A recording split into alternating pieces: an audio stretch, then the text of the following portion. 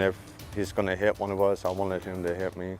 Well, last week, a driver hit this Lewiston dad and his 10-year-old son, Phillip. The boy was riding his bike in the street when the car sped down their neighborhood road. Phillip suffered a skull fracture from that hit and run, and his dad got out of the hospital just a few days ago. So in an exclusive interview, KREM 2's Amanda Roley shares the father's emotional account of what happened when he tried to protect his son.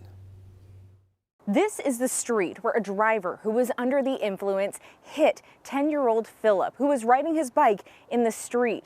His dad tried to stop the car, but he was too late. It's not a blur. It's a constant reminder. Every time when I try to close my eyes. A nightmare this Lewiston dad wishes he could wake up from. Last week, Phillip Spataro turned 10 years old. The day before his birthday, his dad, Chris, fixed up his bike and they took it for a ride. The sidewalk is closed, so they rode it on the street. I heard a vehicle from a distance picking up speed, and I knew then that something bad is going to happen, and my father instinct just kicked in. I started rushing to get to my son. I started yelling at him to start getting off his bike. I knew I wasn't going to be able to get to my son, so I knew the only thing that I can do was, put myself out there, hoping the driver can see us. He says the driver saw him and slammed on the brakes, leaving behind skid marks.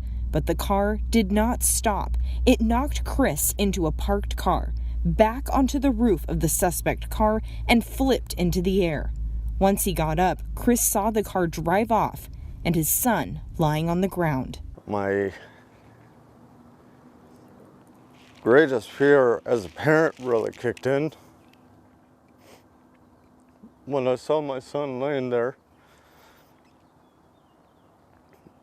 not moving, not responsive. An ambulance took Phillip to St. Joseph's Regional Medical Center with a skull fracture. That same night, he was airlifted with his mother to Sacred Heart Children's Hospital. Today, he is awake and recovering. Chris suffered a minor leg and back injury.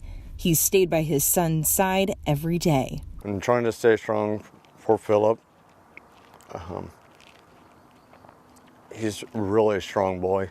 Lewiston police arrested the driver about an hour and a half after the incident was reported. Police say 20-year-old Kenton Brown was under the influence and speeding when he hit Phillip and his dad. He faces multiple charges, including 2 counts of hit and run and felony aggravated driving under the influence. Some people are calling me a hero. I'm not. I'm just a father protecting this child. In Lewiston, Amanda Roley, KREM 2 News.